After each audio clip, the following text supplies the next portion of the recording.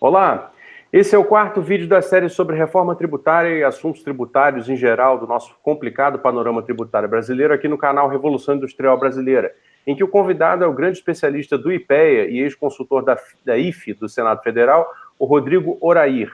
Nesse quarto vídeo a gente vai tratar de um tema muito interessante que é a tributação de empresas internacionais digitais, que leva a um debate sobre a mobilidade do capital e sobre a questão também dos paraísos fiscais e as diferentes soluções que estão sendo coordenadas no mundo para lidar com essas questões.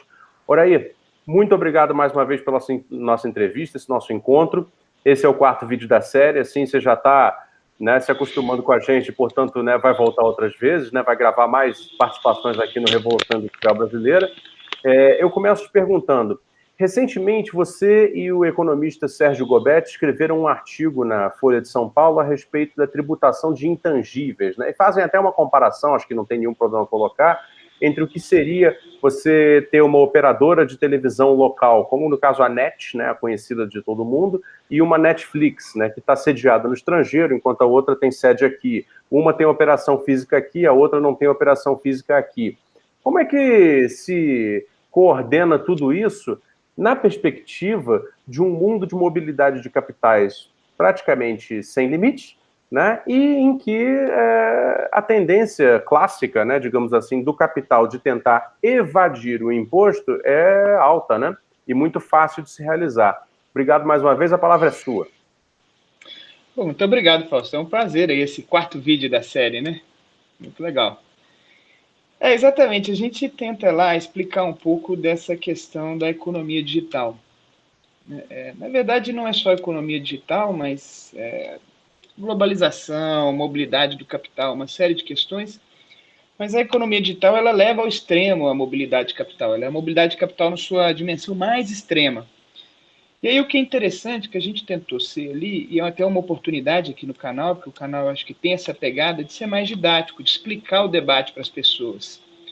Por que isso é importante, ter essa oportunidade? Porque muitas pessoas que são conservadoras, não no sentido conservador de costumes, mas de que não querem mudar o sistema tributário brasileiro, vendem o debate internacional de uma maneira errada para impedir a mudança. Então é importante que as pessoas entendam o debate, saibam o que está sendo discutido. O que tem a economia digital? Ela tem uma série de características. Por exemplo, a possibilidade. Elas são operações globalmente disseminadas. Pense em uma NET, Uber. Elas estão em praticamente centenas de países ao longo do mundo. Muitas vezes sem sequer ter presença física nesses mercados. Ou seja, às vezes eles não têm nada, é tudo no aplicativo, eles estão em algum lugar do mundo que você não sabe onde é. Uma terceira característica deles, entre várias outras, eles são muito intensivos em intangíveis. O que é? O que são os ativos tangíveis? É uma fábrica, uma planta, uma máquina, um equipamento. Os intangíveis, eles não têm uma materialidade corpórea. É a propriedade de um algoritmo, é o armazenamento de dados, a propriedade de direitos de uma marca, a propriedade de direitos de reproduzir uma música, um filme. Então, como eles têm essa materialidade, eles não têm essa materialidade, eles são intangíveis, eles podem migrar de uma jurisdição para outra muito facilmente. Então, é muito difícil você perseguir as operações deles. E as pessoas usam isso para dizer, olha, é impossível tributá-los, então não adianta a gente querer mudar o sistema tributário, que nós nunca vamos alcançar eles. Não é bem assim. Então a gente começa lá mostrando o seguinte, tem uma questão muito séria mesmo. Esses intangíveis, a economia digital, ela se disseminou muito rapidamente e os sistemas tributários não conseguiram dar resposta na mesma velocidade. Então, o que a gente usa esse exemplo? A gente usa o exemplo de um fornecedor convencional e de um fornecedor digital, tá? De outro país. O que seria um fornecedor convencional? A NET. Para mim, Rodrigo, eu ultimamente tenho assistido pouco filme, porque eu tenho duas crianças pequenas, só filme infantil quase, enfim. Mas quando eu chego à noite com meus filhos, tanto faz assistir o aplicativo na NET, o filme, quanto no Netflix. Para mim é a mesma coisa, eu consumidor. Eu vou ver na mesma TV com meus filhos o mesmo filme. Às vezes não o mesmo filme, mas um filme muito semelhante. Agora, a NET, ela tem um estabelecimento convencional no país. ela paga imposto sobre lucro, o IRPJ, o Imposto de Renda de Pessoa Jurídica. Quando ela vende o serviço de telecomunicações, está lá na minha nota o ICMS, o ISS, o IPI, etc, etc, etc. E o Netflix? Não necessariamente. Tá? Como ele surgiu muito rapidamente, ele entra na justiça dizendo que sequer é um serviço, ele está fazendo o aluguel de um direito de royalties. Ele tem essa facilidade de mobilidade ao longo do mundo, pode ser que ele migre entre as jurisdições, porque é tudo intangível, sem pagar imposto de renda em qualquer lugar. Então você tem um problema muito grave, que é uma assimetria. Esse de cá está pagando muito imposto, e esse de cá ou nada, ou muito pouquinho. A grande questão é como é que você trata os dois. Um dos principais modelos aí, que é um dos que eu mais gosto, e aí a gente tem que separar o debate de tributação do consumo do debate de tributação do lucro das empresas. Um exemplo desses que eu mais gosto, que a gente fala nesse artigo, é o caso da Austrália. A Austrália tinha um tanto de impostos de bens e serviços, unificou, inclusive algumas das províncias, dos estados, unificou tudo num imposto de valor adicionado de base universal amplo. Por que amplo? Porque ele vai incidir sobre tangíveis e intangíveis, bens e serviços. Fizeram uma nova reforma e disseram Netflix, streaming, vão recolher esse IVA. Tá? E aí, com isso, você equaliza o tratamento dado nos tributos sobre consumo. Ou seja, não importa se você é Netflix ou se é net, o consumidor vai arcar com o IVA, seja tangível, seja intangível, seja serviço, seja bem, ele é de base universal. A única coisa que eu vou fazer é criar coisas mais simples para que a Netflix ou qualquer outro fornecedor digital cumpra as suas obrigações tributárias. Porque como ele não está no Brasil, eu vou fazer um portal simplificado, ele vai estar em outro lugar do mundo, ele vai recolher. Isso é o que mais se avançou em termos de tributação da economia digital. Tá? E é algo muito na linha do nosso imposto sobre bem e serviço, tema que a gente tratou nos três primeiros vídeos, né, da nossa debate aqui sobre reforma tributária. Mais do que isso, só para se ter, isso aí é uma maneira de você, então, equalizar o tratamento. Por que isso é mais simples? Porque muitas vezes eu não sei onde está o Netflix, desculpa, eu não sei onde está o Uber, eu não sei onde está a Amazon. Eu sei onde está o consumidor. Quem que é o consumidor? É o Rodrigo. Eu estou na sala da minha casa assistindo o filme. Eu consigo localizar o consumidor. Como eu estou tributando no destino, eu consigo resolver e equalizar esse tratamento. O que eu não consigo resolver? É um segundo problema, a tributação do lucro. Por quê? Porque a tributação no lucro hoje, ela é por um conceito de origem, onde foi gerado esse lucro. No caso da Netflix, que está no Brasil, está lá, tem estabelecimento, é mais fácil alocar esse lucro à net. No caso da Netflix, e na maior parte das economias das empresas de economia digital, e da maior parte das empresas multinacionais hoje, isso é muito mais difícil. Porque você imagina, você tem uma grande empresa, uma multinacional, que tem operações em 100 países, ela consegue muito facilmente mover os seus lucros para aquelas jurisdições que não pagam imposto, tá? Porque são intangíveis, porque ela pode fazer pagamentos entre as filiais. Tá? E aí o nosso modelo hoje de tributação do lucro global, ele é ruim. Porque o que ele faz? Ele fala, cada país vai tributar o lucro gerado dentro do seu país. Mas a empresa tem uma grande margem de arbitrar e levar o lucro para outros lugares. Tá? E é um mero movimento de papel. Não é um movimento de estrutura produtiva, de levar o capital, etc. É um movimento de papel. Eu faço uma determinada compra, eu coloco a propriedade aqui, eu levo o meu algoritmo para lá. E aí você tem um grande problema hoje, que esse sim é o debate muito sério da economia digital e das multinacionais, que é como que eu vou lidar com esse fenômeno. Porque hoje eu lido cada país por si. E quem ganha são os paraísos fiscais e as grandes empresas. O que o debate está indo? Olha, nós vamos ter que tributar eles globalmente. Eu não posso tratar uma grande empresa como sendo filiais independentes, uma em cada lugar do país. Você imagina uma multinacional, ela é americana, mas parte da estrutura produtiva dela está na Bolívia, outra está em Singapura e uma parte no Brasil. Então, dependendo da maneira como... E uma parte está num paraíso fiscal. Aí eu coloco a marca num paraíso fiscal, depois eu coloco insumos que eu compro muito baratinhos, compro muito caros da Bolívia, aloco lucro na Bolívia, aloco lucro no paraíso fiscal e não fica lucro nenhum no Brasil. Tá? Esse é o grande debate da economia digital e de como que a gente lida. Esse debate, ele está praticamente paralisado há uns 5 anos nos fóruns internacionais. Tá? Você não consegue avançar. Por quê? Porque por trás disso tem também interesses dos países. Tá? O que você tem? Você tem os países europeus fazendo um movimento de tentar tributar isso globalmente e alocar parte do lucro no país de destino do consumidor. Os países sede das empresas digitais, né, que são as chamadas GAFA, principal, né, os gigantes digitais, que é a GAFA, G-A-F-A, Google, Amazon, Facebook e Apple, que obviamente são americanas, junto com alguns outros países que lucram com esse tipo de movimento, são contra esse tipo de mudança e eles estão nesse embate.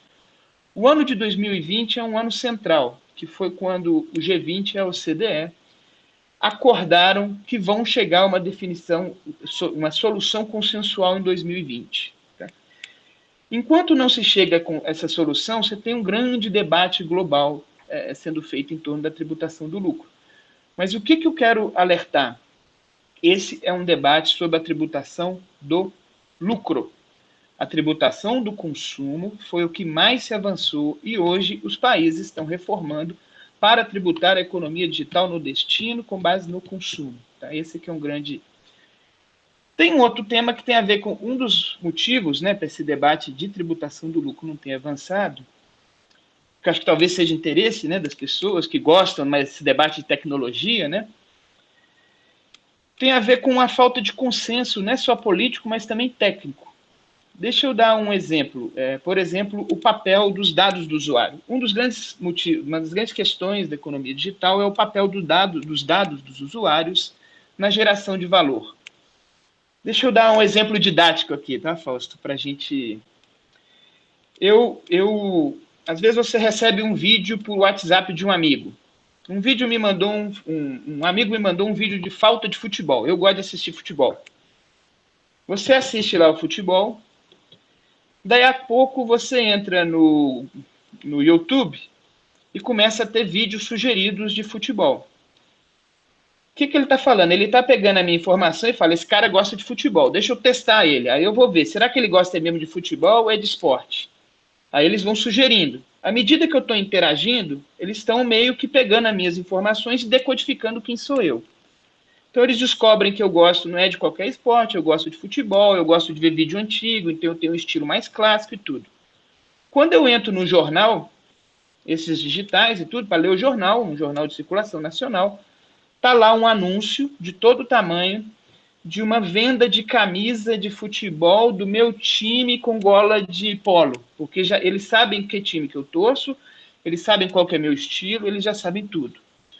O que está acontecendo? Eu estou colocando informações, eles têm um algoritmo de análise combinada de informações que está em algum lugar do mundo, que eu não sei onde é, talvez no Vale do Silício, talvez nem seja lá. Eles estão descobrindo quem eu sou e estão vendendo um serviço de publicidade ultra orientado para mim, porque eles sabem quem eu sou e o que eu gosto. Eles vendem esse serviço de publicidade e estão ganhando dinheiro em cima disso. Onde foi gerado esse lucro? Tá? Em que lugar que ele foi gerado? Os europeus dizem que a informação que eu digitei, eu, Rodrigo, quando eu disse que eu gosto de futebol, quando eu interagi com eles, quando eu fiz a busca no Google, essa informação é parte imanente do processo de geração de valor. Se ela é parte imanente do processo de geração de valor, parte do lucro teria que ser tributado no destino. Ou seja, teria que ser tributado onde eu moro, no Brasil, e não onde é a sede da empresa digital, que talvez seja os Estados Unidos, talvez seja um outro lugar que onde está esse algoritmo de análise avançada de dados. Os europeus dizem os americanos dizem outra coisa. Eles dizem, olha, essa informação do Rodrigo é irrelevante. Ela não serve para nada. Eu estou só trocando uma informação gratuita do Rodrigo por um serviço de, né, de mídia social, por um serviço de visualização de vídeos, por um serviço de busca em navegadores. A geração do valor começa a partir do momento em que os algoritmos, né, computacionais da empresa combinam essa informação e extraem algo útil. E, portanto, toda a geração de valor ela é feita no país sede onde estão esses algoritmos e não no Brasil. E que, portanto, o Brasil não tem que se meter a tributar esse troço, assim como os europeus não têm que se meter a tributar esse troço. O que eu quero chamar assim? Ele é um debate muito sério, ele é um debate global, os países estão nessa briga de como fazer, de como resolver esse problema, mas ele é um debate do lucro e a tributação. Então, nós temos que separar como é que nós resolvemos ele. A tributação da economia digital, em termos de bens e serviços intangíveis, principalmente, já está bem resolvida, e agora nós estamos debatendo esse lucro. É uma oportunidade da gente explicar essas questões aqui, porque como acho que a gente vai ter sequências desses vídeos, como, por exemplo, a ideia de imposto único. Estão vendendo agora o e-tax, que são teses exóticas que nada tem a ver com essa discussão. Tá? Essa que eu acho que é o alerta que eu queria chamar para as nossas próximas conversas. Rodrigo, uma excepcional claridade, né, surge aí da sua explicação, do seu pensamento, realmente muito didático. Fica um agradecimento total. Tenho certeza que o público se sente agora, que quem vir isso, né, vai se sentir completamente esclarecido a respeito até, por que não dizer, de uma geopolítica, né, da distribuição dos ganhos econômicos da nova economia digital. E eu queria fazer uma pergunta de conclusão aqui desse quarto vídeo da série, exatamente a respeito disso. Da maneira como você coloca, me leva a pensar que a economia digital e a tributação que pode se, né, consolidar em torno dela pode acabar aprofundando mecanismos de desigualdade internacional, né? Estaria se criando uma divisão internacional, talvez não do trabalho, mas uma divisão internacional do consumo / produção / tributação para a economia digital, em que se reproduzissem os padrões de centro e periferia tão, né, consolidados nas explicações dos grandes mestres da economia do desenvolvimento, como, né, os cepalinos, né, aquela relação em que países hegemônicos exercem atividades de grande valor, enquanto a nós, países periféricos, caberia atividades, né, de suporte, de base, menos remuneradas, e que, portanto, haveria sempre uma divisão da renda, né, internacional. Esse debate cepalino, de alguma maneira, se reflete nessa conjuntura que se desenha para a economia digital? Sem dúvida nenhuma. Tá? Eu acho que a gente está passando por uma nova redefinição da divisão internacional do trabalho. Então, a gente está aí nas portas de uma nova revolução tecnológica. Embora ela tenha características muito disruptivas, né, a ideia lá do Schumpeter, né, da destruição, eu não gosto de criativa, eu gosto mais do termo destruição criadora, né, ela está removendo, a economia digital, junto com uma série de outras mudanças de paradigmas tecnológicos, automatização, robotização, há uma ideia de que está ocorrendo numa velocidade muito mais rápida do que em períodos pregressos. E isso gera uma rapidez muito grande de mudança tecnológica e que poucos países são capazes de aproveitar as oportunidades que estão surgindo aí. E, obviamente, se são poucos países, a tendência também é de uma concentração tecnológica. Ela tem também um segundo fenômeno, que é um fenômeno que eu acho que também remonta a algumas preocupações lá cepalinas, não só de centro-periferia, mas também a ideia de que grande parte dos empregos convencionais estão sob ameaça, principalmente do meio da distribuição, nos países europeus, nos países modernos, nos países subdesenvolvidos, aqueles que seriam mais na escala alta da distribuição de renda, mas seriam empregos de salários, né, medianos, salários aí de 5 mil, 6 mil. E uma tendência também a uma polarização no mercado de trabalho. Então, nós temos aí riscos muito graves de enfrentar maiores desigualdades globais e maiores desigualdades, ao menos polarizações no sentido dentro dos países. aqueles empregos mais medianos, principalmente trabalhadores de baixa escolaridade, vão ter dificuldade de se adaptar a esse novo contexto, ele cria novas oportunidades de emprego de baixa qualificação e algumas oportunidades de emprego de altíssima qualificação. Então, você fica meio com um meio ali vazio. Tá? Então, ele tem um debate de divisão internacional do trabalho e de desigualdade dentro dos países embutido também, que é muito grande, muito forte. Essa era a minha sensação, por isso eu provoquei você a responder essa pergunta. Eu acho que, assim, para mais um vídeo, né, da nossa participação aqui no Revolução Industrial Brasileira, esse tamanho aqui da nossa conversa já está ótimo. Tenho certeza que essa ideia, esse conjunto de noções aí, ele tem muito mais a dar, né? Ocorre que a gente não pode fazer vídeos também tão grandes, porque, afinal de contas, eles acabam perdendo o propósito. Então, Rodrigo, queria te agradecer muito. Esse foi o 4º vídeo da nossa série sobre reforma tributária, assuntos tributários em geral, e terminamos de uma maneira elegante, né, discutindo a questão mais de ponta, né, que existe hoje no mundo, né, no debate econômico mais internacionalizado e como os estados e as sociedades podem fazer frente a isso, né, que é a questão da digitalização progressiva e contínua da economia. Eu convido todos, então, a curtir aí, a se inscrever no canal Revolução Industrial Brasileira, onde o Rodrigo Oraí vai voltar várias vezes, outros grandes economistas e especialistas brasileiros sobre questões do desenvolvimento também falam com recorrência. E até uma próxima aí. Você que nos acompanha, muito obrigado.